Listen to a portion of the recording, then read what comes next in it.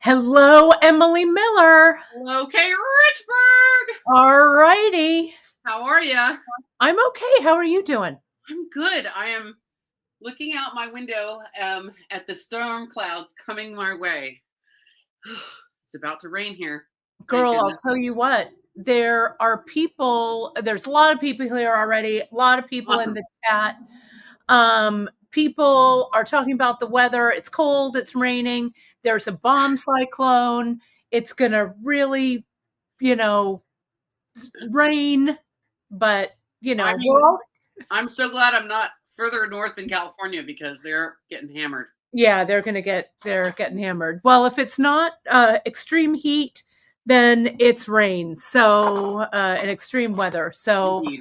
Indeed. hello to everyone. It is Wednesday, November 20th, the week before we celebrate Thanksgiving here in the US. We're thankful for all of you watching. No, Emily and I did not. There she is, did not plan this today. We log on. I should have known when I was putting on my stripes this morning uh, that the odds were fairly good. Mexican shirt, stripes. Mexican shirt, Stripes, right? stripes. Right? Who knew? Blusa. Yeah, but today, stripes. Stripes. So that's what we've got. So I hope everybody's having a great week. Emily, before we jump into it, we've got a big week ahead. Not only today with you and our wonderful new netted bead for 2024. It's a take on our favorite, one of our favorite projects of yours, the netted beads. And Pam, as Pam is saying, this is not the first time you're twinsies. Yeah. It is true.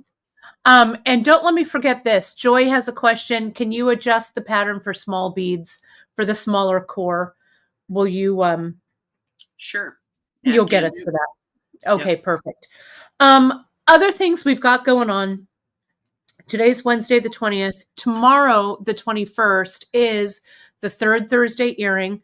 Drea did that earring, so I'm going to be on Thursday morning presenting that to you. Friday, I have a special studio drop.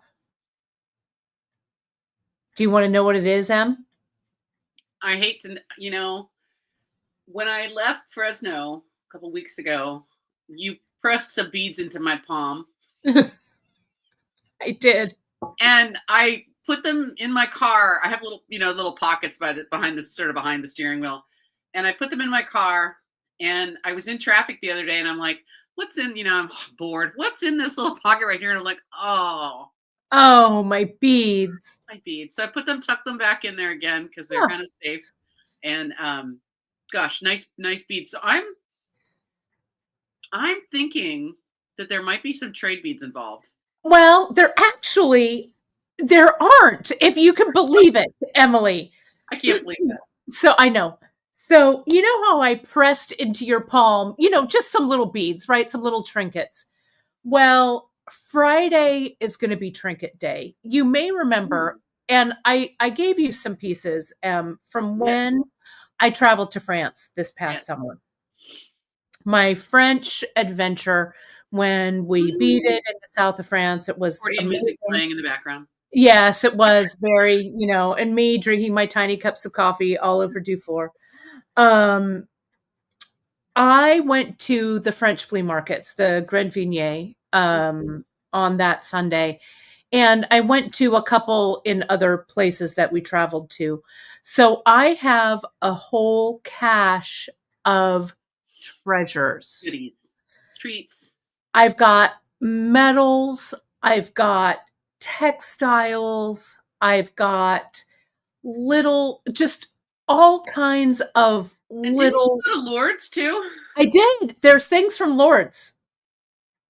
There are vintage and modern things from Lourdes.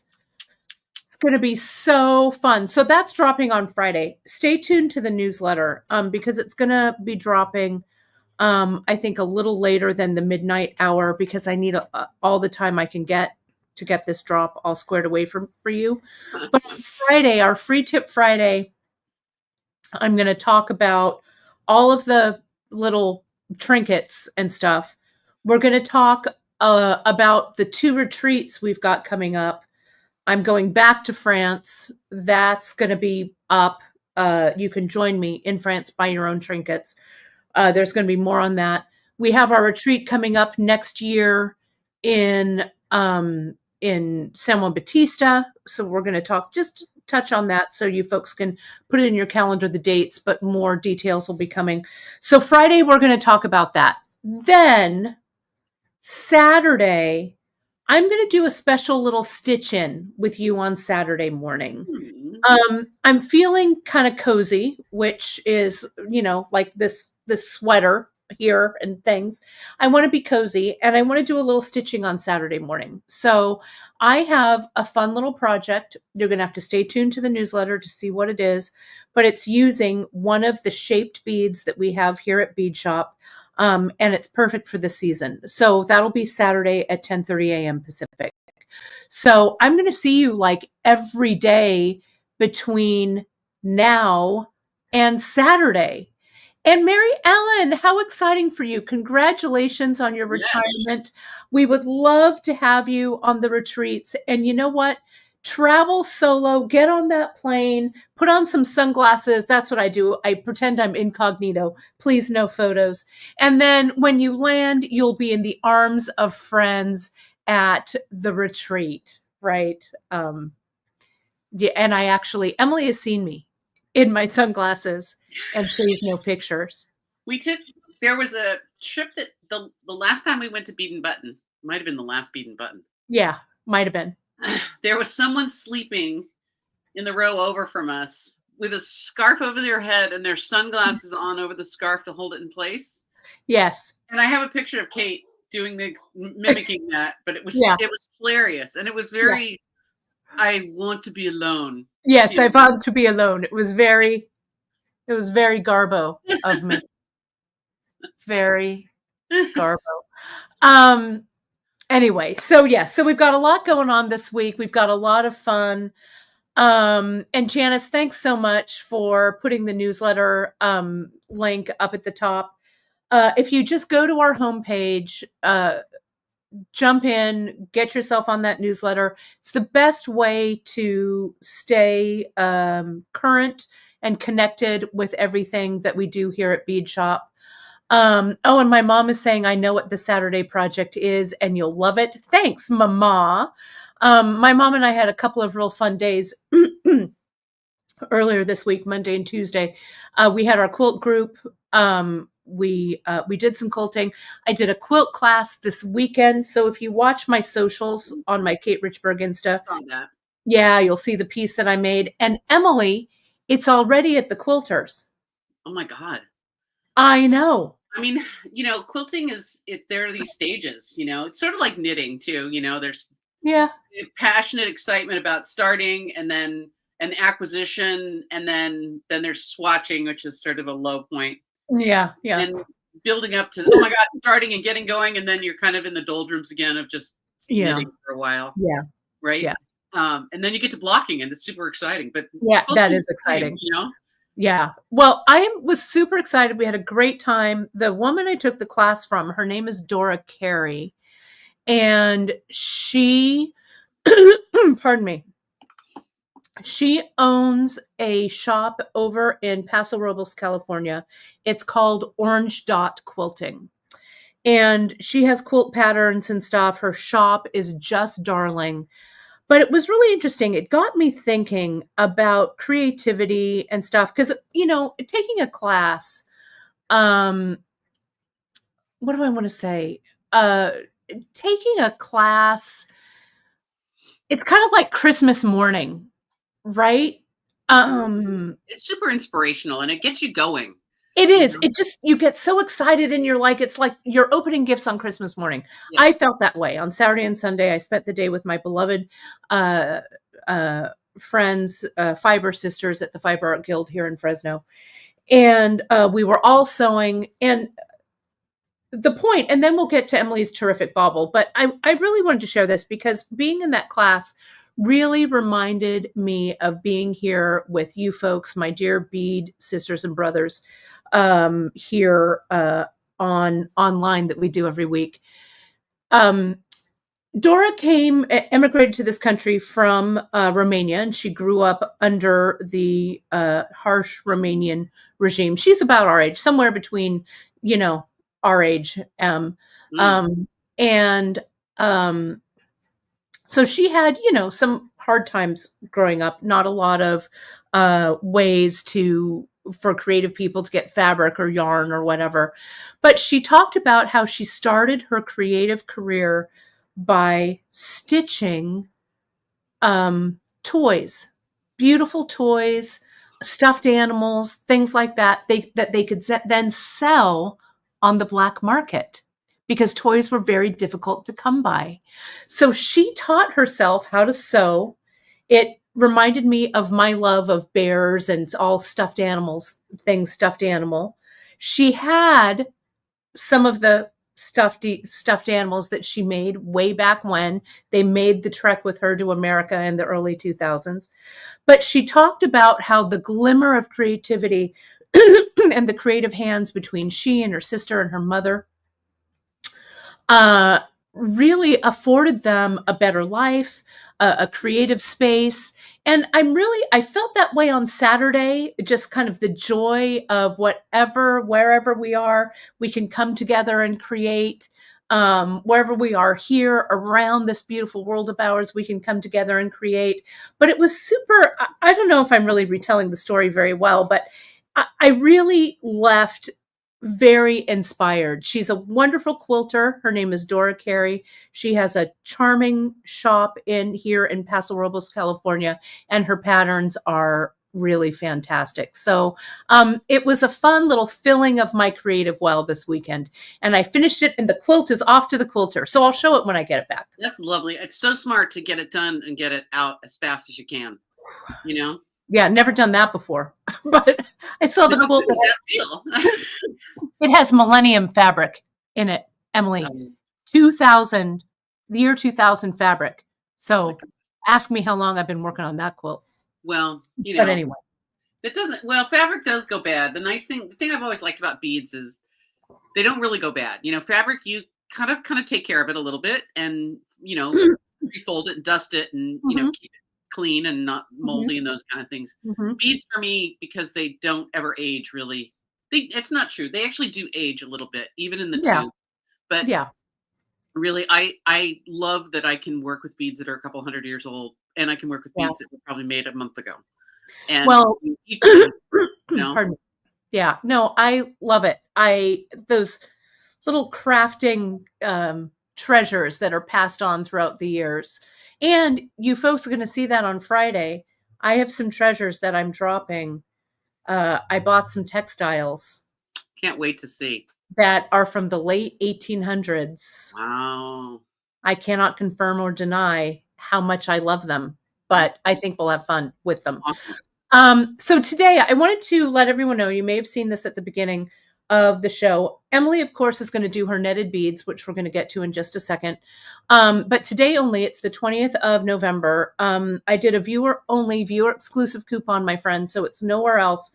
We just marked down the whole Miyuki seed bead and shape beads categories. That's crazy.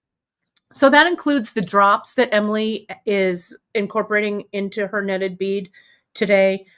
It includes Tylas, Magatamas, anything in the Miyuki category. It's over like 1,000 SKUs, I think, on the website. So if you enter coupon code, and it's not Miyuki, sorry, it's Miyuki 20. Let me put that up and let me put that up there. There we go. Save. It's Miyuki 20. Tylas, there's a big project coming up for January. Tylas would be really nice to have, especially some of those mixes. Oh, all right. Because they give you a variety of color. I love how you're quantities.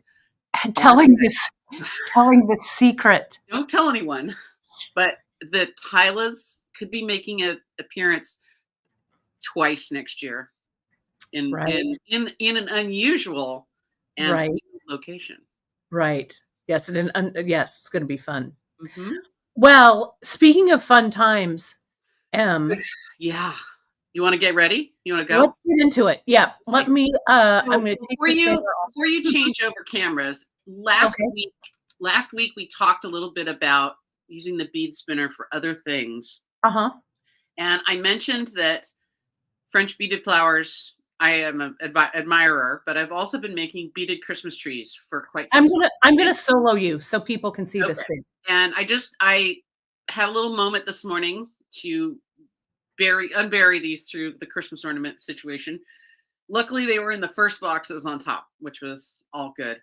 And I just wanted to show you these little beaded Christmas trees. I adore them. I love making them. And if you want to do them yourself, I have a book recommendation for you. It's not a difficult technique. It's a little time consuming. I won't lie. But if you Mhm. really wanted one of these, you could do it over a weekend and have it done on Sunday evening. So this is a little beaded green Christmas tree that I'd made for my mom. And so now it's mine. It came back home to me. And I did little ornaments also out of beads, but I found some little mini ornaments somewhere along the line that were, I think, meant to be earrings. And I kind of co opted them into Yeah, that. they're so cute. And then here's a silver one. Kate, you have a silver one or a green one? You made me a green one. Oh, I love that silver one. You made a green one for me, and you made a green one for my mom. Right. And this one's in a Um, little kind of oh, galvanized bucket. the silver, Emily, It's is very, very, very just fun, isn't it? And I got great. these out today, and they always need a little fluffing Yeah, a little after fluffing. Yeah. being packed away. And um, I have a couple of on the books for this year that I'm going to do. I have a nephew who now has a little girl of his own and needs one of these, I think, in their house because they have a small house. And they're just really, really fun. They're really charming and fun to make. They are really an heirloom gift. If you give that to someone, they're going to have it all their lives and pass it along to someone else. Mhm. And the book that comes from is this one, Making Bead Flowers and Bouquets by Virginia Nathanson. I'm fairly certain that she is gone to the Great Bead Store in the Sky at this stage. Mhm. But if you go into the book, here's a picture of the illustrations are mostly black and white. But there's Oh, an look at that. right? You can decorate these or not decorate them. I think they look beautiful Mhm. both ways. It's kind of your choice. I mean, I think they did some kind of glitter on one of the outsides of these pots, but that's a lot. Um, and I use check glass beads for this, and the bead spinner makes putting those beads on the wire So fast. so Yeah. fast, so easy, so delightful and fun, and it takes some of the pain out of hand stringing them. Even using the volcano method or transferring them from the thread that they come on to the Mhm. wire, it's just crazy. So, Emily, you used 11/aughts, is that correct? I did use 11s.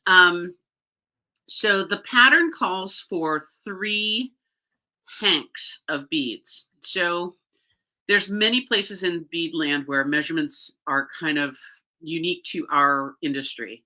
So a hank is typically 12 strands that are about 20 inches long. Mhm. And what that equates to in ounces or kilos, I don't know. I can't tell you. I think that that's probably kind of correct, although it seems like a lot to me. But check seed beads. These were both done with a silver lined bead. So the silver one is a silver lined crystal. The green one, I think I actually got these from someone that called them Christmas tree green. Wow. And I don't know if you guys can see the difference. Let me just show you this one more last little And thing. Emily, if I'm doing a quick math, 12 strands times 20 inches gives you 240 inches times 3 hanks is about 720 inches worth of beads. You know, each of these little bows that you make are Mhm. different lengths, and you Right. make 4 that are like 17 little loops, and you make Mhm. 6 that are like 15 little loops, and you make Right. 6 that are 13 loops and 11 loops, and it goes right Mhm. down to 5 loops, which is the one at the top. So Mhm. I guess that's probably in the neighborhood, and maybe it Mhm. accounts a little bit for loss and just overage to make sure you have enough. I Mhm. use floral wire from the craft store. So from Michael's, you can buy wire that's on a little wooden or plastic paddle, a little piece of wood that the wire's wrapped around. So Mhm. just like crochet, you pre-string your beads and then you work off the end and make the little Mhm. branches. There's a lot of branches, and I can't quite And remember. so what gauge Maybe wire, like Emily, 26. Pardon? what, gauge wire did you use? I think. Let me see what it says in the book. You could use, like, 28, right? You could use Yeah, 28 actually, I gauge. think 26 would be better. A Yeah, little firmer. 26? Yeah. I mean, and you Yeah, this can and says you don't 26 or 28 gauge. okay. And you And don't that's really see the wire color, so you could use right. It comes in green or silver at the Mhm. craft store, or gold. Those are kind Mhm. of the main colors anyway.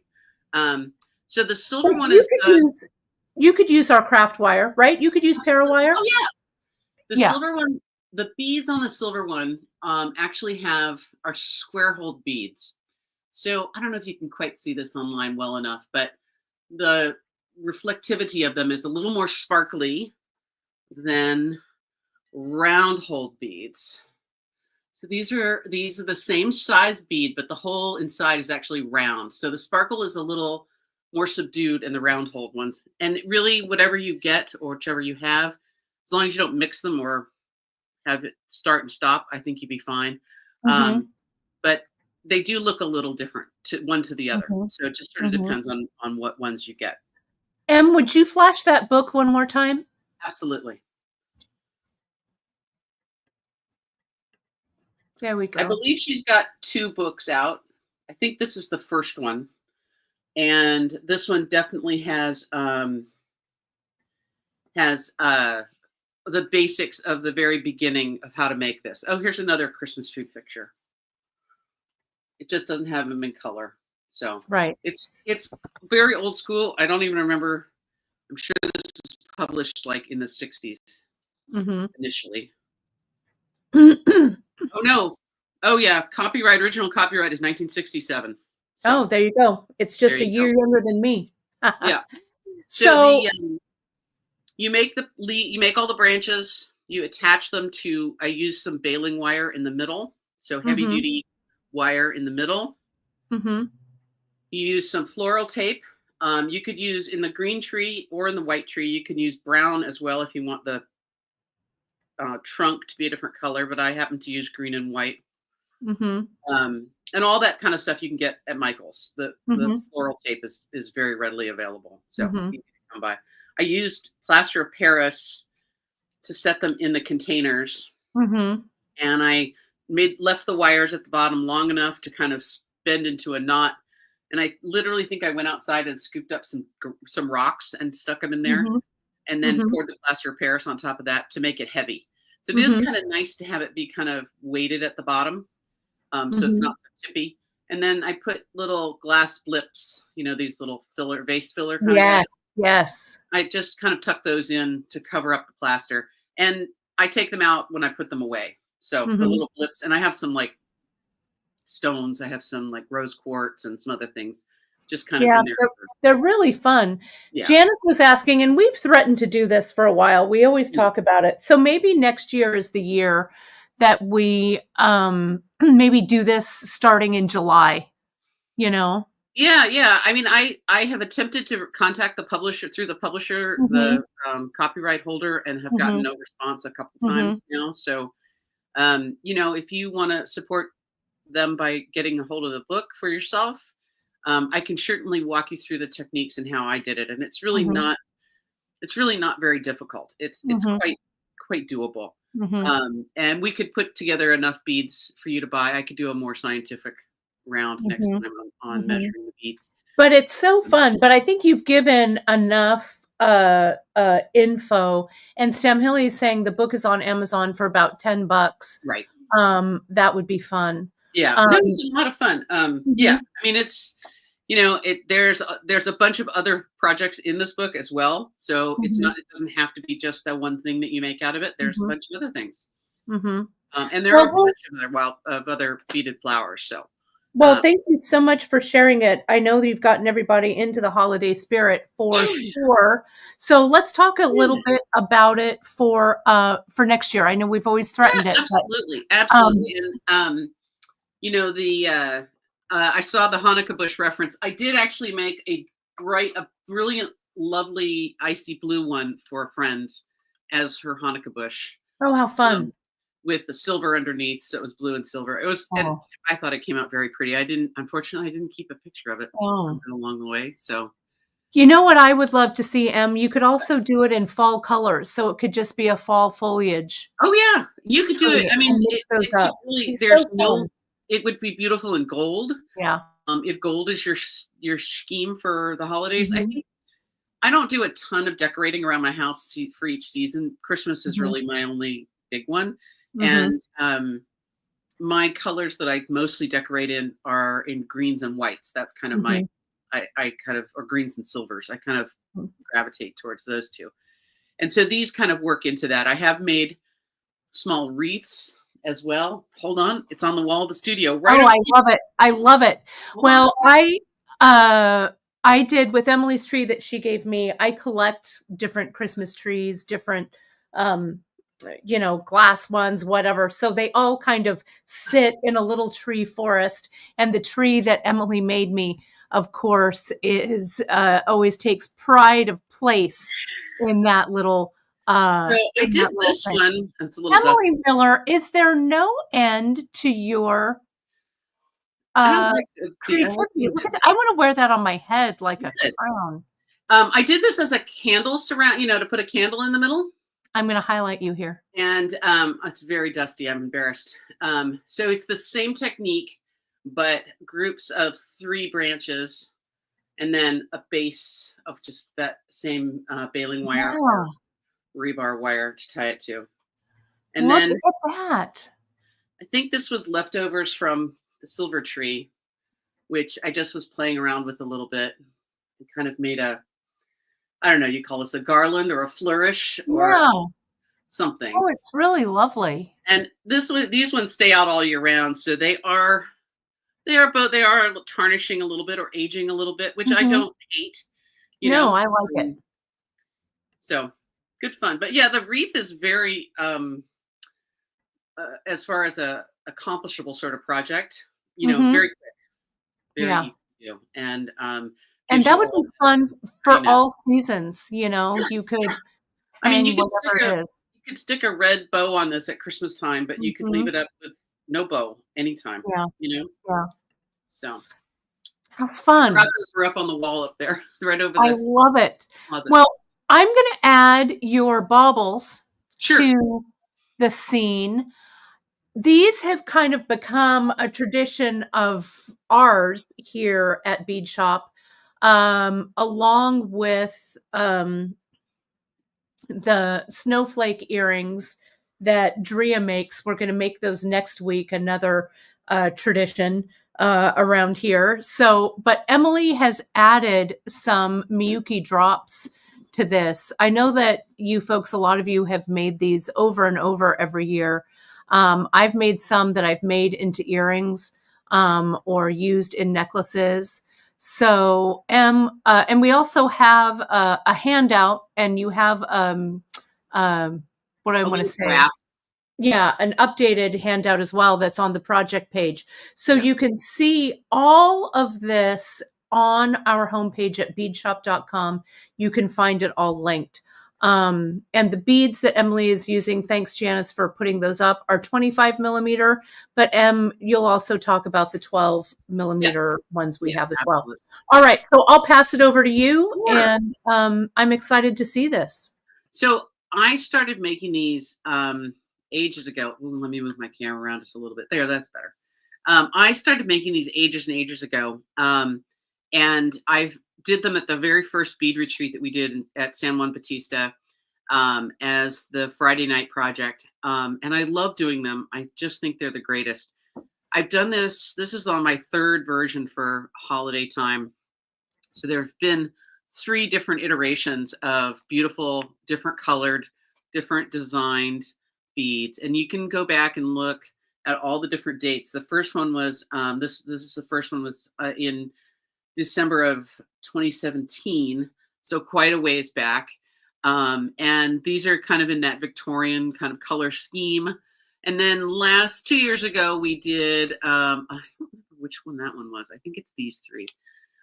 We did some other colors, little bit bright, some brights and stuff. But I think these work great as ornaments. I think they also work really nice as package toppers. So if you're tying up a gift for someone extremely special, you can pop one of these on there.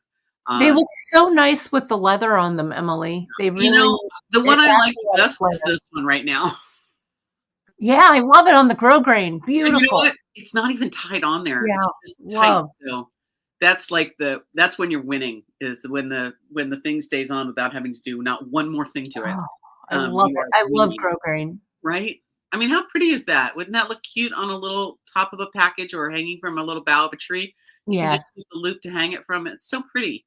Again, this is my green and silver scheme coming out that I really enjoy that color combination. So these are square hold silver lined. So here's an example. I talked about that just a moment ago. So you can see how the reflection is pretty highly reflective. And then let's see if I've got one to compare with. Yes. I believe, no, those are square as well. Oh, do I not have one to compare it with? Darn. Yeah, that's a round hole. So these guys, these little blue ones here at the end, have a round hole inside. So the reflection is not so bouncy. It's just more subtle, more smooth. These square hole ones, the reflection is kind of popping, right? Hmm. So it does make a little bit of a difference. You see it most if you were to intermingle them. So Hmm. if you have one type, keep them separate from the other type. I would. And so the ones you're using today are the 11-aught Miyuki. Is that Yes, correct? that is. And Hmm. so the square hole will come up with either Czech or Japanese. So you can Hmm. see that on both sides, Hmm. right? It's Hmm. just a little small difference. And again, this is our bead world, is that we care about what shape the hole in the bead is. It's kind of crazy. Yeah. So two colors of the Miyuki droplet, the little drops, the little silver and I think these are, hold on. Is that the prairie green, maybe? I think I it's don't know. the Picasso transparent green with a Picasso Oh, finish. I didn't write the nice. name on this one. Oh, yeah, there it is. Yeah, it's super pretty, right? Very nice. I love the texture that these Miyuki drops lend to the bauble for sure. Right? Oh, and these are round hole too. How did I not see that? Hmm. You know, this one went through a couple of iterations, so it didn't stay the same. I started with these kind of pale beige Ceylon beads, and then I moved over to silver lined opal or a gold lined opal, and I thought they looked so much more fun. I went through my ribbon collection recently, and I had this sequined ribbon, and I Hmm. made a really nice tie for that. Again, I don't think I actually had to knot it. I just, Yeah, no, I think you just have to shove those sequins yep, in there. yeah, but it doesn't work well for that one, you know. Really fun. And again, two colors here, and mixing in a matte. So the background seed beads, all one color, two colors of the drops. This is like a matte sapphire blue, and then a Mhm. purple lined. I think it's like a purple lined sapphire. It's really Mm, pretty. very pretty. And last but not least, you know, when I was growing up, this kind of got me in the mood for Christmas. When I was growing up, my parents put a kind of a big store in doing a tree and putting all of us putting the ornaments on together. That was kind of an important ritual in that time frame. And we had a few ornaments that I think came from my dad's folks. And one of them was silver colored and it Mm. had pastel stripes around it. I'm sure it was, there's a name for those older ornaments, and a brand name, and I can't remember what it's called. Um, someone will comment it with for us. I know because Yeah, those I know old-fashioned what ones they are, are. but the old silver background got kind of tarnished and not so Yeah. perfect, and the stripes were just kind of faded. And they were just really. It was one of the ornaments that I always loved seeing when we unwrapped all the ornaments to put them on the tree each year. And this is just, it just reminds me of that so much. So in this one, I used 4 colors: transparent pink. This is like a yellow lined blue, a matte orange, and another different transparent blue. But I really liked how those came out. And Yeah, really gorgeous. Love it. really reminds me very much of those old days, you know. So I've talked about these wooden beads before and coloring them, and I didn't get out my dies because I didn't think you needed to see it again. Because if you go back to 2017 and 2022, so both of these are early December, both those years. In 2017, it's on the 13th of December, and on 2022, it was the 2nd of December. If you go back to those, you will see me dyeing these beads with great glee, and I Right. use alcohol inks to dye them. And I would always recommend, I think, if you buy a bunch of these, leave one undyed. I think it's interesting to see what it looks like before you close up the bead, either dyed or undyed. And just as an option, let's take a look, and I'll show you what it looks like to have an undyed bead inside or a dyed bead. And I think it's interesting. This one has a very kind of a light color scheme behind it, right? So this is how it would look with that plain undyed bead. Mm-hmm. And then I chose this kind of warm yellow mustard, and it looks super different when we put it inside Mm-hmm. that netted bead. It's a different color now. So I think it's a nice option, and it's something to kind of think about. You might want to just check before you dye all your beads, happily. Just hang on to one so that you can always take a little chance and see, oh, I like it better, lighter, or darker. It's your choice. Mm-hmm. You know, many of these other ones I had dyed. I didn't dye this one. Is natural colored. And this one that didn't succeed, didn't make the cut, also natural colored. And Mm-hmm. this one is a dyed one, so it's a darker one. So you can make a choice, right? If you dye them or don't dye them, you pick. It's entirely up to you. Okay.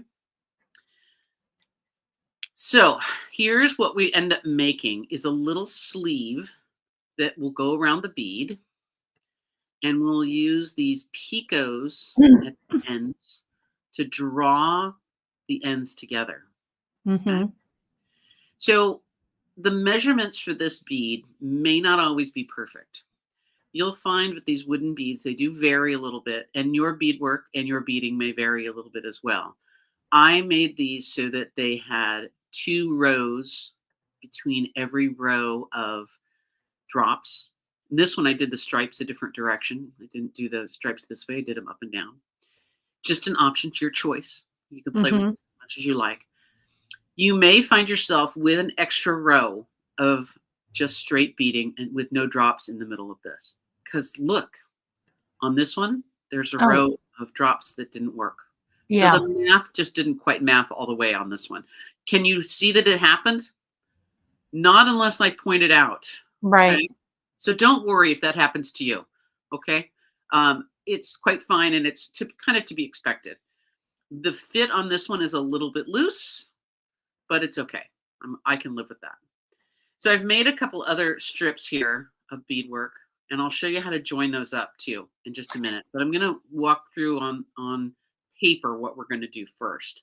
Okay. And then I'm going to add real quick, I'm going to add the, I want to share my screen here. Hang Having on. bells, Ruth. I That's want an to do interesting this. idea. It should. Um, it might be a little bit. It's going to kind of depend on what you're going to put in the middle. Ruth had a question there. Mhm. That she said, would wrapping a bell work? And so you're looking at wrapping an object that's not symmetrical top to bottom, right? It's round symmetrical, but it changes in variation there. It probably would. It would sort of depend on what it's going to look like. I I would play with it a little bit, and I wouldn't say no for sure. But I think it's going to be a little challenging. But that's totally up to you. How much of a challenge do you like? You know, Mhm. your choice. And yes, these would make lovely bookmarks. Who mentioned that? Margaret. You know, I would do these without the Delica drops for a bookmark. I Mm-hmm. think you would leave nubs in button, you're going to leave little dents in your paper. But Mm-hmm. that depends on how you care about books. I fold my corners down, Yeah. and I am second, one generation, two generations from antique booksellers in my family, and I'm sure they would be horrified, but I fold over my corners. Yeah, same. Um, I just showed M on the screen. If you click over to the project, you can see Emily's last two broadcasts linked, as well as her new handout with the new kind of directions on it for this particular one. So I just wanted to point that out. It's all over there. You can go back and kind of work your way backwards. Emily, I'll go ahead and solo this again, and I'll take that coupon code off for the moment. Yes, Carol, And you I'll, could do this around a glass ball. I mhm. have done a few around glass balls. I got to tell you that my frustration with doing them around a glass ball is that the ball breaks, Mm. and maybe they just don't make Christmas baubles like they used to. But I had made several and closed them, and you can close them at the bottom or don't close them. And I've had them break over the year, and then I have to find another ball. And I've kept spare balls around. That's also been a little bit of a not a winner. Nowadays, I think there are more plastic balls that you could get to go inside, which is still nice and lightweight and would do the job and wouldn't break. I guess I just sort of lost my excitement over it after I've had some broken ones. You know what I would rather do? This would be very, very fun. Would be to make a garland of these, and have some other beads in between, but have something kind of hanging as a strand on a tree. Um, Gwen, you're right. Shiny Bright. Thank you. I knew you were going to get it for me. Shiny Bright is exactly the one. And I actually went to the antique market a couple months ago and looked around for some and didn't quite find the same one. I don't think it survived. I will see this year when I unbox my Christmas ornaments. I don't always put up every Christmas item that I have, but I do like to unbox everything and take a look at it every year, and just make some decisions, but I will definitely look for that ornament. And if I happen to turn it up, I will post it on the Facebook group with this one beside it so you guys can see the inspiration and the original. And so kind of where it came from. So yes, clawing my way back to business here. It's not easy. I get so distracted. So here's my graph, and it's a little harder when it's not on a horizontal page to kind of get it all in the scheme here. Let's see if we can make it happen. And I want it to get sort of straight. Ooh, no, yes, better. Okay. There we go. That's looking pretty good. There we go. Everybody's not seasick. A little. If you aren't now, if you weren't now, you are now. Oops. I'm gonna move this guy back too. And what can I stick on it to weight it? I wax, beeswax. Okay. So I did a little chart for this one, and there are charts with the other versions as well. And I do like a little chart that I can kind of draw on while we're talking about this one. And this, because we're using the droplet, it feels a little bit more awkward. And I will just say is if you do a plain bead and you've done it and you're totally okay, just go ahead and do the drops, because you just treat the drops just like you treat the regular bead. So it's really no big deal. We're going to start off, and this is a stopper bead here. Oh, my arrow's a little off. Sorry. The stopper bead, in most cases, in fact, I can only think of 2 cases. The stopper bead is generally not part of the design. In this case, we're going to leave the stopper bead in. And you could take it off if you want. It's okay. But it's just as easy to leave it in, and it won't show, and no one will know that you did it. So if I make my stopper bead the same color as my other beads and leave it in place, this is just going to be where my rows come around the back of the bead and match up. And the final row will be to kind of join them with a bead joining the 2 sides, going back and forth. So have I made netted bead tassels? No, Coliltico. I can't pronounce that. I'm sorry. I have not made netted bead tassels, but these would be a great tassel top. This Yeah, they would very, definitely. very good idea. I still feel a little awkward here. Sorry. Here we go. That's a little bit better. Straighter. Feels a little off. Okay, so if I start here, and I'm going to draw right on this, and I would encourage you to, when you print this out, to go ahead and print it out and then draw right on it so you know kind of what you're doing. This thread tail, I actually I've had this experience several times recently. I am never disappointed when I leave a very long thread tail. I am often disappointed when I leave too short of a thread tail. So it happens to the best of us that we get cocky and we don't leave a long enough thread tail to weave back in. So I like to leave at least 6, but up to 8 inches of a tail of thread hanging out down here. If I use less, I am playing thread chicken. And if you Right. don't know about yarn chicken, that means not quite having enough yarn to finish the project, but continuing to go on anyway and hoping for the best. It's so much easier to bury your thread tails when you have enough thread versus when you don't. And like I said, even after 30 years of doing seed beads, just in this last couple weeks, I've done this to myself twice. I did not Same. have enough thread, Yeah. and I spent an inordinate amount of time I shouldn't have had to spend fiddling around with too short a thread. So I'll take my heat off that now because I did it to myself. There was no one else did that to me. I did it to me. Okay. Leave a long thread tail. That's the moral of the story. Okay. So that thread is going to go through your stopper bead and it's going to go around and then back through the stopper bead, right? That creates the tension. You can slide that stopper bead up and down, but remember to leave yourself 6 to 8 inches of thread. Right. It could be more if you wanted, right? So we're going to add on all of this first row of beads. So adding on this first row of beads just requires that we string these beads on and we want to count them, okay? And we're absolutely going to put on 23 beads. This bead actually gets put on as well, okay? This is our picot right here at the end, this group of 4 beads. One bead is the turnaround bead. So like we would do in a fringe, this bead just allows all these beads not to come off the thread, right? Sort of like the stopper bead. So we come out of that bead and we go back through 3 again and pop out. So this next bead is the beginning of the next row.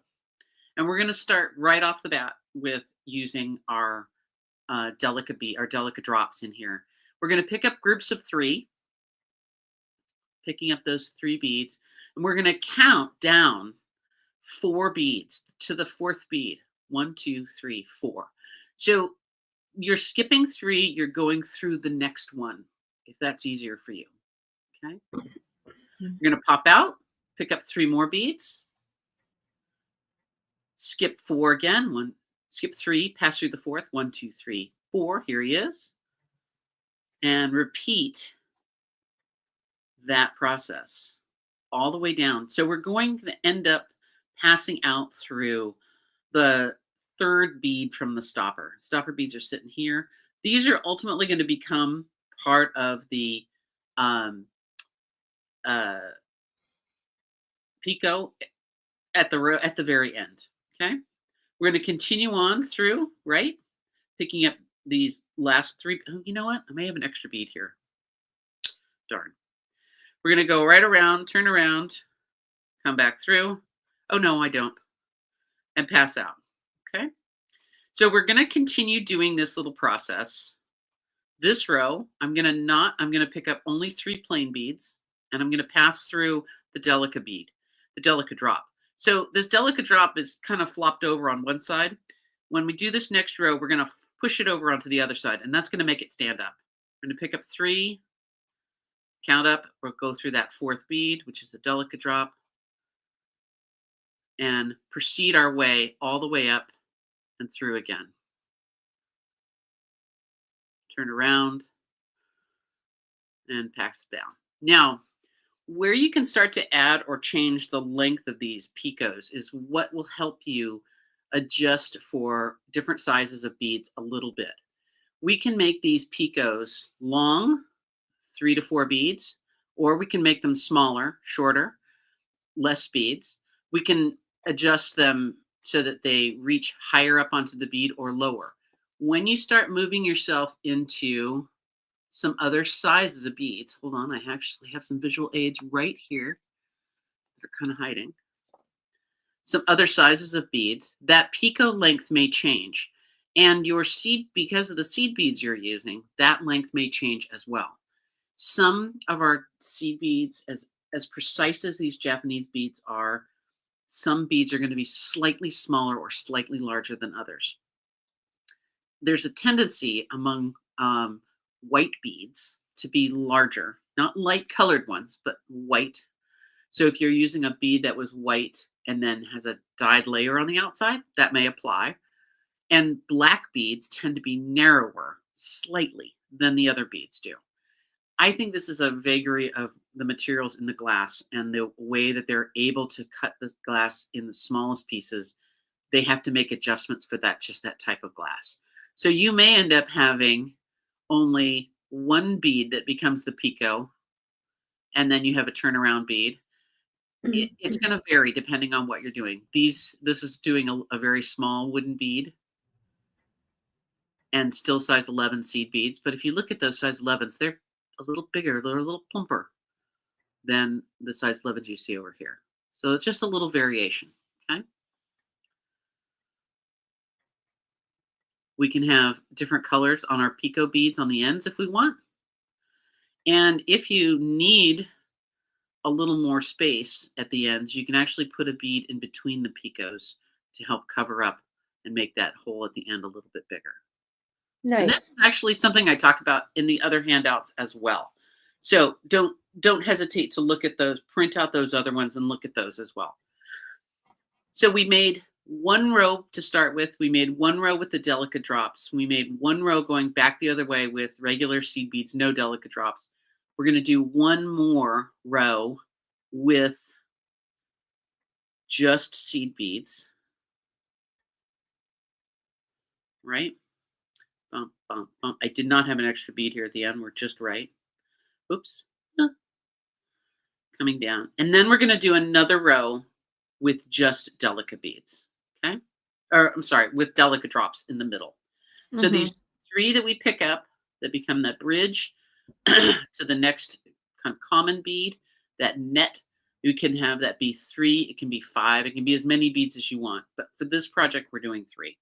We're going to replace on every third pass one with a delicate drop in the middle. So that little grouping is going to be 11, delicate drop 11.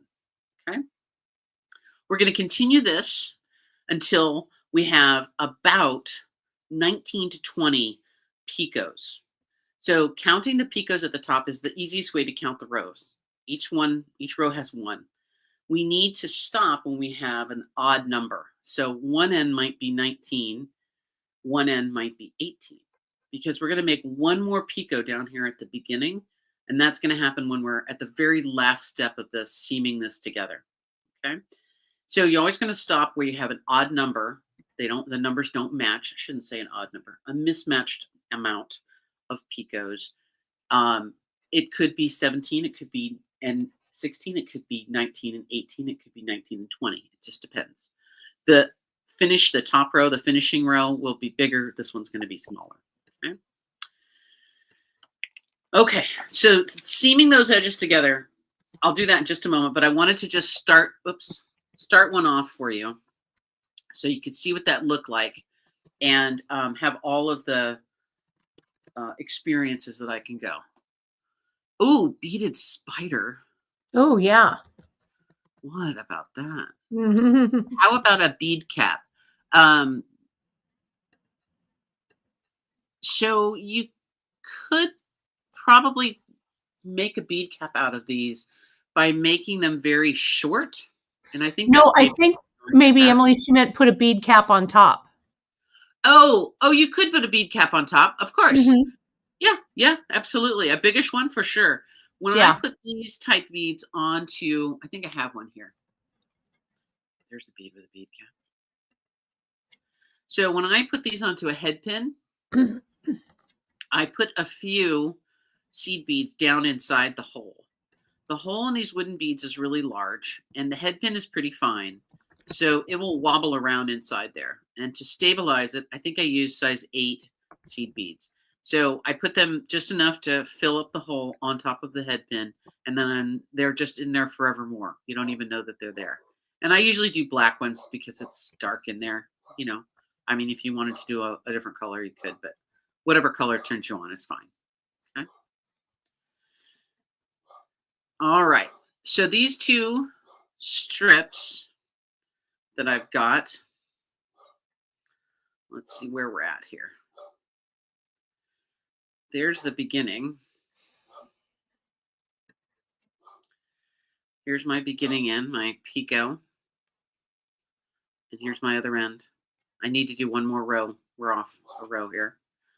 And here's the same over here.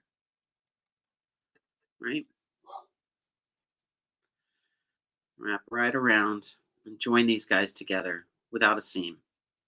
This was a bead I didn't tell you I was going to work with. And in case you want to look for it, I think it's really pretty. It's 4217. I just found it kind of at the last minute and was like, oh gosh, I kind of like that blue. It's very festive. Ellen, you're right. We could put one of these little guys on here. We could put this littlest one. It would hang on the beaded tree. Hmm. It's almost a little bit big. I'd like to go down one more size, which, we have the power and the technology. Always do, right? All right, We do indeed. let's grab a couple of colors that are easy to see. We'll start with these guys. This is the Duracoat Topaz Gold. That's a very pretty color, isn't it? And we've got the silver lined drop. And my favorite, metallic dark bronze, right? Mm-hmm. Yes, one of my faves. Agree. 457 coming at you there.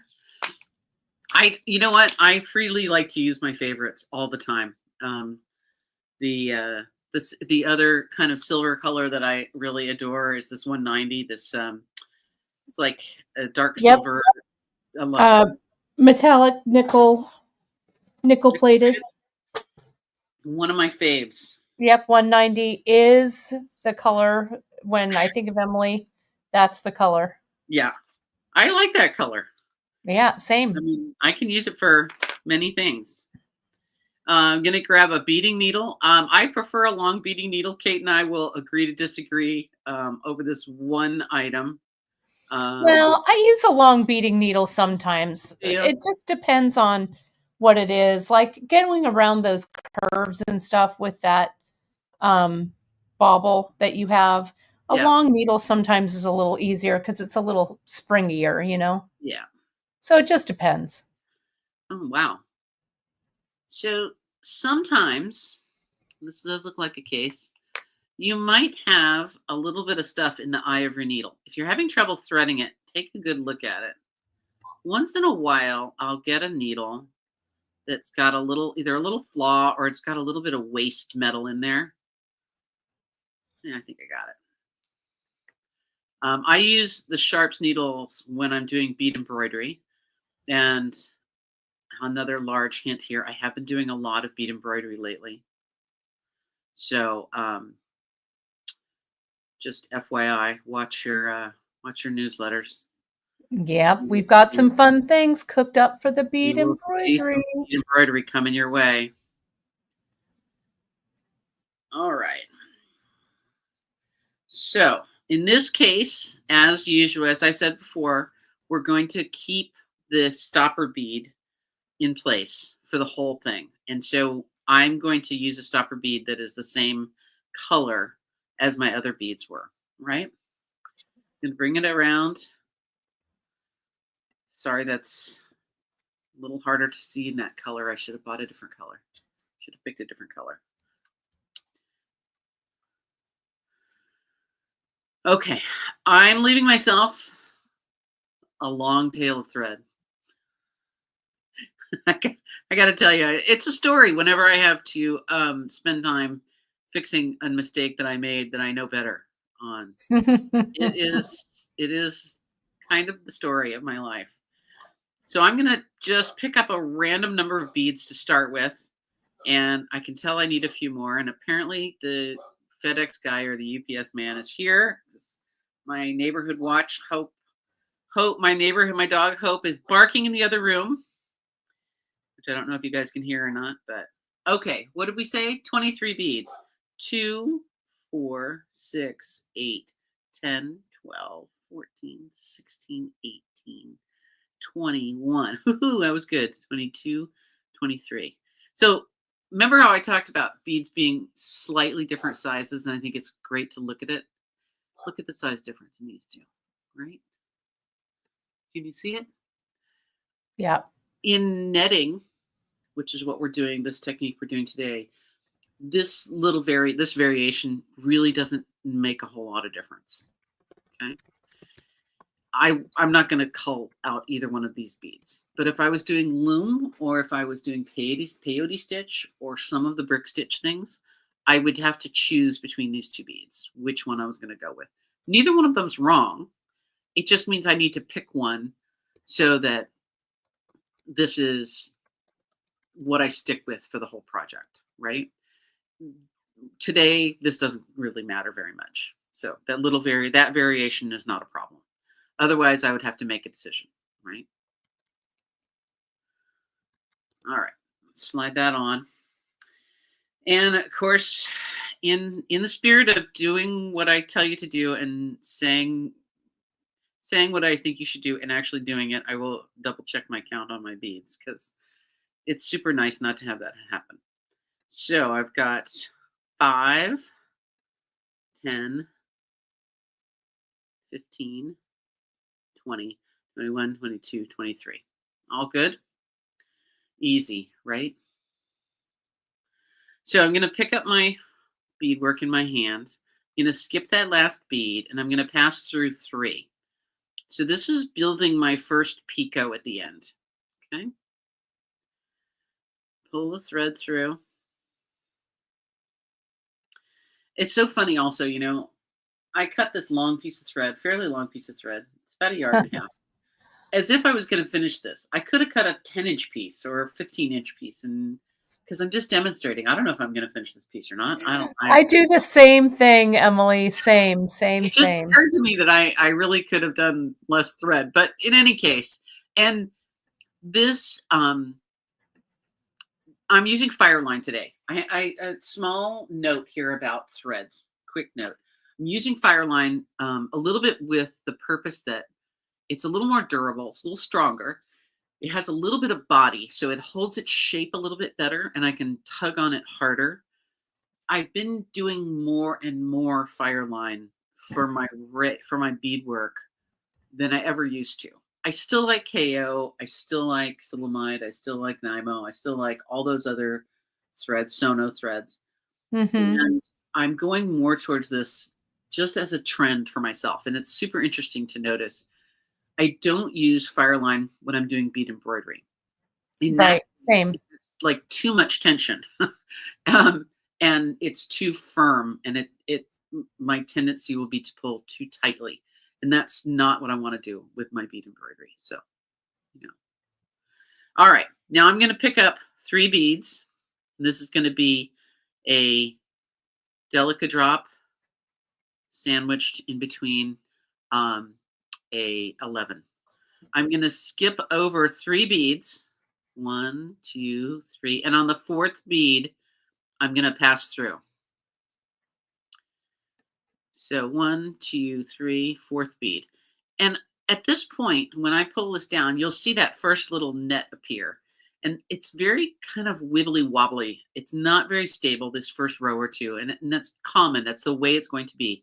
But it should look like this. You should see clearly that there's 3 beads on the other side of that net, and 3 beads here. And you can see this distance is a little bit bigger. It's bowing out that direction because that delicate drop's a little bit thicker. That's okay. Not a problem. It's as it should be. Okay. I'm going to count off 3. This is the only time you're going to have to do this counting. Otherwise, it will be really obvious when you do the next row. Okay. Pulling through all that thread. Fireline thread is more expensive than most of the other threads. And I usually tell people to use a good sized piece of thread. Thread is cheap. Fireline is more expensive. And so I should be more careful with it. Right? I'm doing a different pickup colors. I'm going to alternate this time just for kicks. You can do one color of drops, or you could do mixed colors. Your choice. Yeah, for sure. And as Emily shared earlier, go over to our project pages over on beadshop.com, and don't forget to download all of Emily's really helpful handouts, because all of those really fantastic teaching aids will really help you master this technique in no time for sure. Yeah. And really, this time's handout is just a little extra. A new graph, yeah. A little graph, yeah. All right, so now I'm going to do 3 beads for my picot and 1 to turn around on.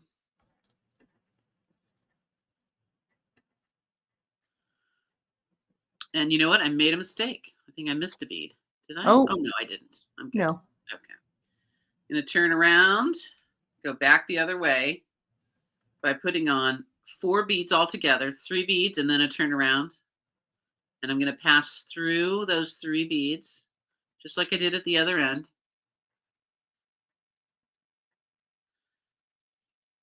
Oh, it sounds like the UPS man has gone away, so that's good. Come and gone.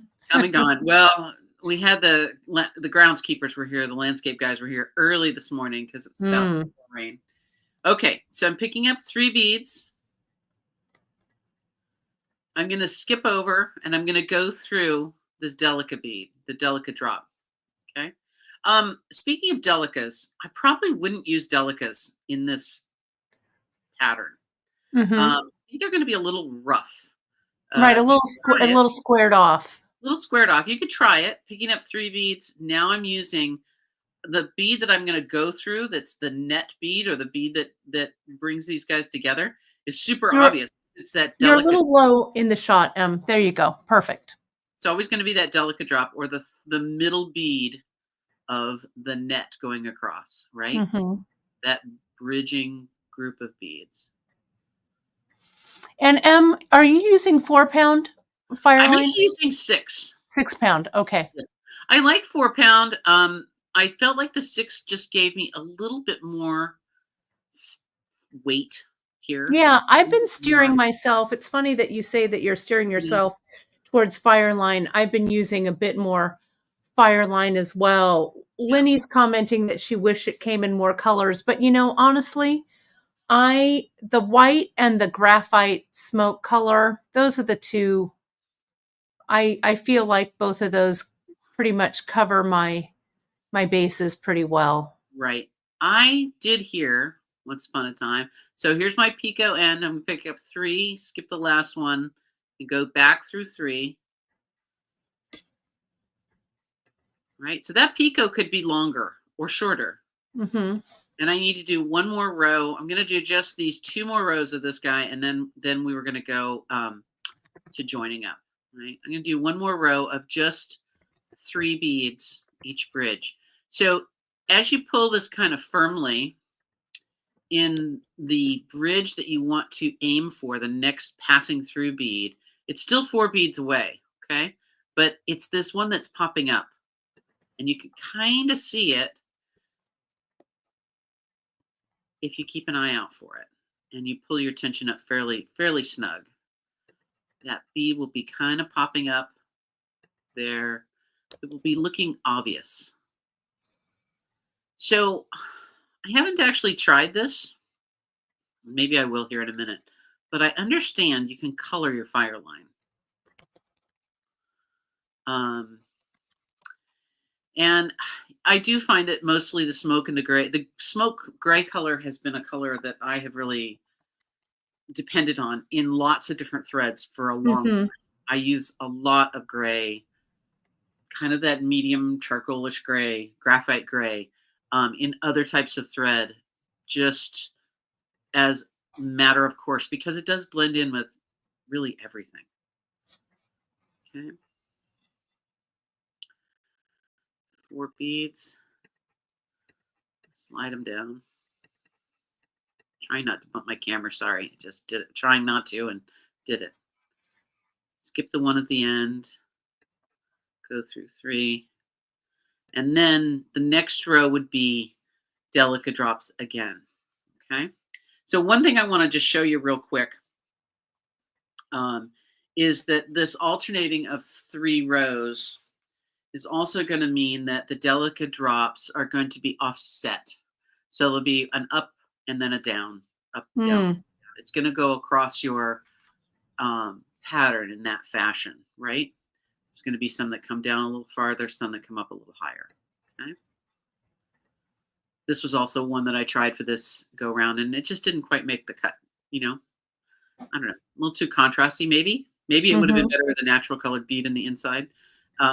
I just think this white Ceylon's a little bit, I don't know, just didn't quite make the cut this time. You know, I still like you, don't worry. Okay. So we're going to continue like that. Let me just get him out of the way. Until we have a nice long strip to work with. And I'm just going to check, make sure I've got the right orientation going on here.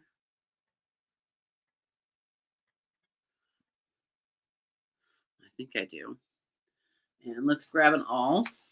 These awls are good for counting.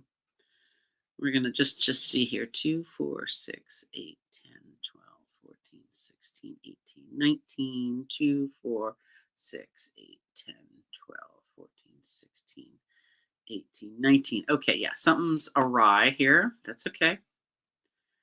Oh, there would have been one here. There's no picot at that end. Okay. So when I measure this to go around a bead, I literally do it like this. I measure it, physically measure it around. And I finished, well, I did finish on one end. I forgot to put a picot there. So I got to put a picot on. So this end is on the opposite side, but I didn't finish the picot. So let's put the picot on, and then we'll seam it together. There's a needle. Let's pull that guy off. And we'll get out our 190s because that's what these are. So here's the gray. I mean, I think the gray against the 190 bead is the right color. Yeah. You know, but it also worked really good against these blue beads. It's also with the gray. So.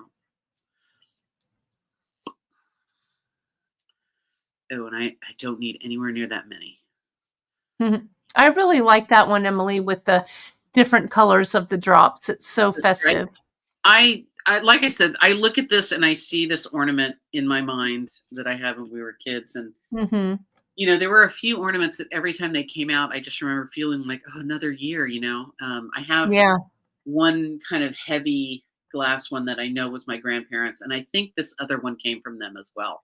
And I don't know, you know, what do you do when you got old ornaments? You know, I made a wreath out of certain ornaments a couple of years back because I had so many, and I was getting into smaller and smaller trees, and I didn't have room for all of them, right? Yeah. Isn't that funny? All right. So I'm going to finish the picot on the end of this guy, and then I will be ready to join up the rows. Yeah, I like that. So we're going to join up these 2 rows. And this is a place where things are going to be a little wibbly wobbly, and you need to kind of hang on to stuff. I find doing it around my fingers the easiest way. I don't find getting the bead involved in this yet is a good idea. It's just that one round slippery thing. I mean, you could try like tape or I don't know, something to have it on there, but I just find that putting it around my fingers is kind of like the best thing that I can possibly do. Right. So this last row that I'm going to do is joining up the first row that I made and the final row. And what's going to happen here is I'm going to put one bead. I'm going to pick up one bead, and then I'm going to go through that middle bead on the other side. When I come out, I'm going to pick up one more bead and go through the middle bead on the first side. So it's kind of going to ping pong back and forth. And I'll show you when I get to the end, I'll open up the threads and you'll be able to see it even more clearly. Didn't leave myself with a lot of room here. My workspace on my workbench gets smaller every day.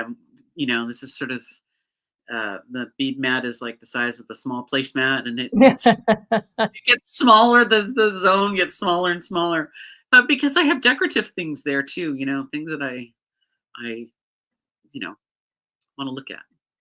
Okay, so I'm picking up one bead on my needle, and I'm going to go from the side my finishing I'm on to the other side, and I'm just going to go through that sticking out bead. Right, I can see where it's at. It's that group of 3. So this was in the original row that I started, right? Way back when. Oh, really? I had to get tangled on that first thing. Thank you guys. Thanks for helping out. Way to be a team mother trucking player. Hold on one second. Way to be a team player. Way to do it. Well, it happens to the best of us, There we go. All right. And I'm going to pick up another one. And I'm going to ping pong right back across. It's just funny. It's literally, I'm literally seaming these two sides together. So it's a little bit like sewing. If you've ever had to sew two edges together, right? This is like stitching together a wound. It's the same. Oh, I want to go here. Yeah, it's that there's a name for that stitch that's escaping me for the moment, but yes. Oh, I've got a tangle somewhere else too. That's the other thing about these Delica drops. Boy, they are sticky outy, and they are catching. They catch your thread. All right, I think I'm back on track. No, it's around this picot. Aha. Yeah, I don't know what it's called either, Kate, in sewing. It's not a saddle stitch, but it's when you take a little bit of thread from one side and a little bit of thread from the opposite side, and you make it's like a blind stitch. I loved when my mom would say, "We're going to stitch in the ditch." I always thought that was so funny. That's right. Yes. Right. So this That's isn't what that. I do no, that's for quilting. Yeah.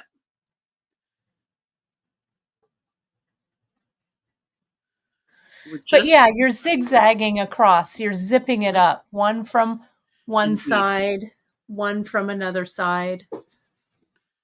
And so we are still adding. It's funny, we're adding about the same number of beads, but you have to remember that half the beads are already in place. Mm-hmm. So a third of the beads are already there waiting for us. Yeah, my mom's saying it's a ladder stitch. I think that fits. That makes sense. Mm-hmm. I think there's also regional and just common usages of names of things that we just, that's what we call it. It's that. Yeah. And if we look it up in a book, it may not be called that. Who knows? All right. So I'm at the end of this row. Can you see? Maybe, hold that thought. Let me see if I don't have a small scrap of something that's white all the way across. I'm feeling like I'm getting warmer.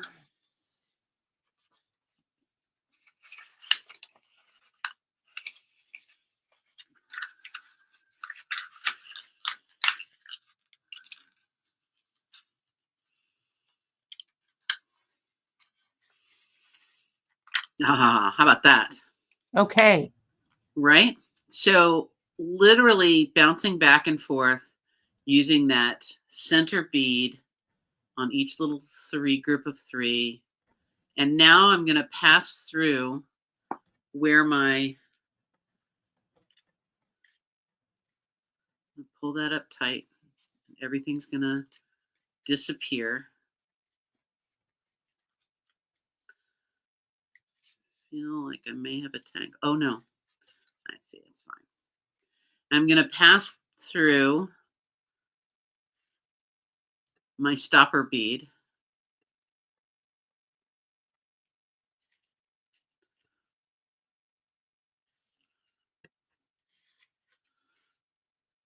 There you go.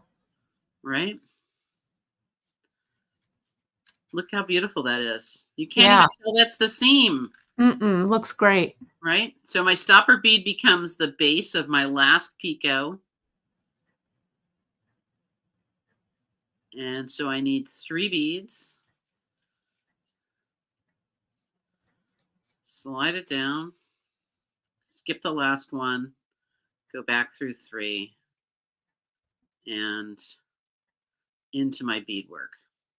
So when I tie this off, many times with seed beads, I don't actually tie knots, but with netting, I do.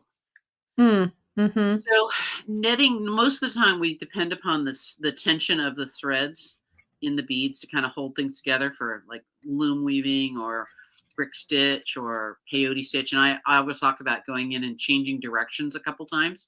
Mm-hmm. Netting, I don't think I have as enough um, thickness in the thread, enough tension in those threads to actually do that. So I'm going to actually take my needle and I'm going to work my way back up towards the other end. So I'm leaving my tail thread hanging out down there. We'll get around to that in a second. I'll show you why. And I'm going to work my way through a couple of beads, and then I'm going to tie a little half hitch knot. So half hitch knots just mean to get your needle between the beads, under the thread in the beads, and then put your end of your needle through that loop and tie it up tight. And I'm going to do 2 or 3 of those as I work my way back up to the end where I did my very last row here. I'm heading for that last picot. And this is to me, this is the icing on the cake part. This is like the fun part. You know, when I'm doing an amulet bag or brick stitch, when I get to the part where I get to add the fringe, that's Mm-hmm. like, that's the best part. Yeah, that's the payoff for That's the sure. payoff for all the things that I've done, right? All the work that I've put through. And I'm just going to work my way right back up, and I'm going to pop out a picot here at the top. And some of your beads, the holes are actually pointing in different directions now. So some are pointing vertically and some are laying a little bit more horizontally. So you have to wiggle around through the beads. That's okay. It's the way of the bead. And right here is a delicate drop that popped around on the inside.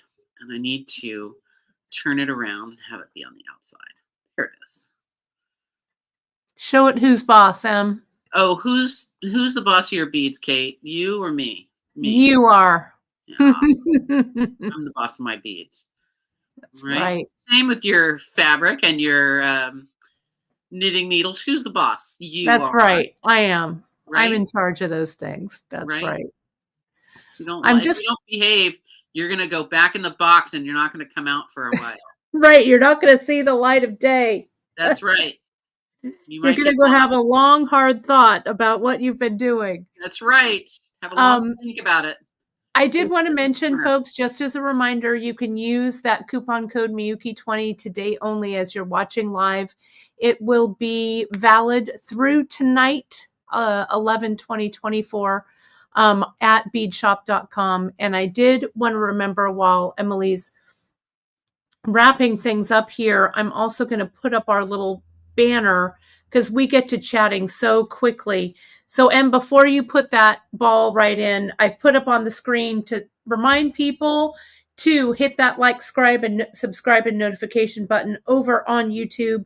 All of that interaction that you do with us on our socials, my friends, helps other people find and enjoy all of our beading tutorials. Questions, hit us up at info@beadshop.com and tag us anywhere on the web at beadshop.com. Okay, thanks, Em. You've got that bead in there. I put the bead in because now I do it does give me a little bit of something to hang on to, right? Mm-hmm.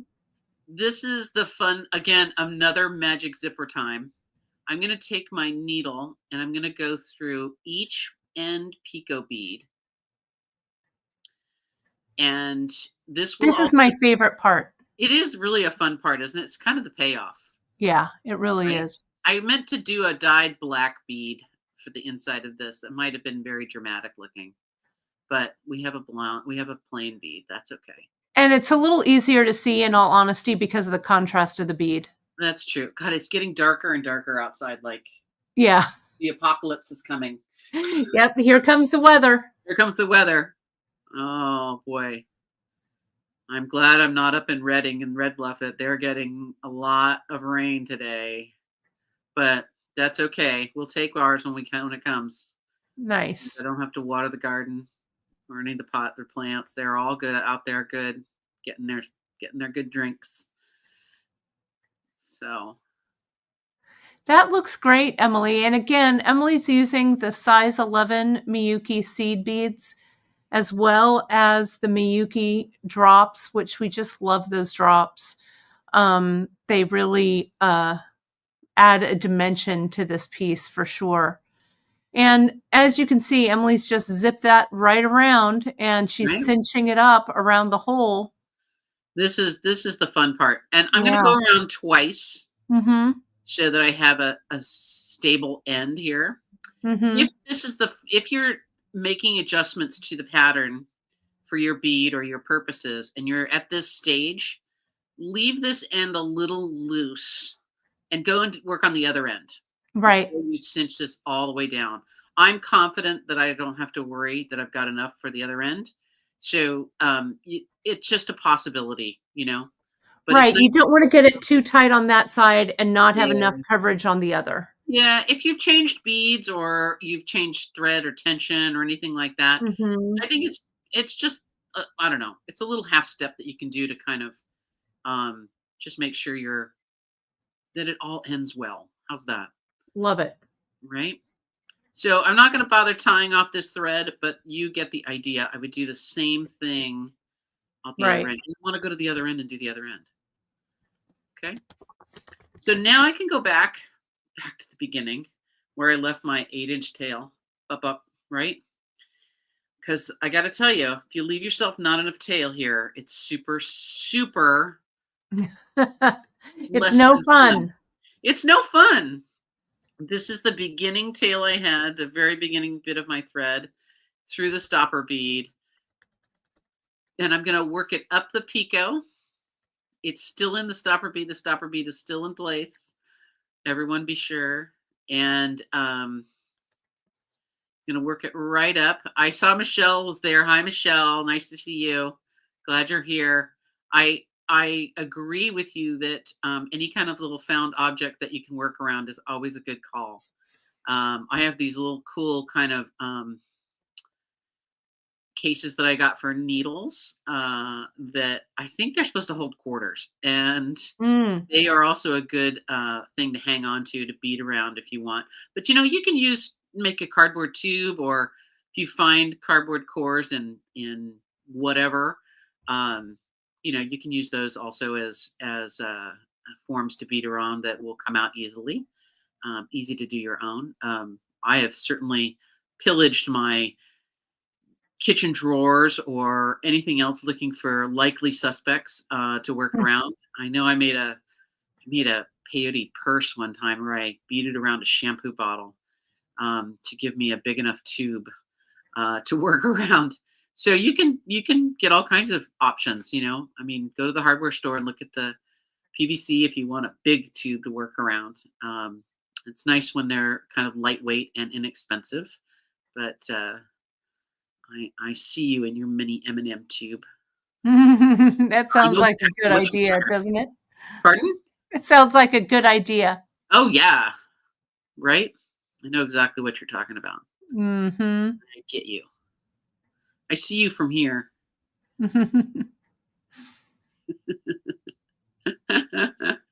I like that idea. Yeah, right? So I'm gonna cinch this up, and I've only gone around once, so now when I go on my second go, it's going to get even tighter.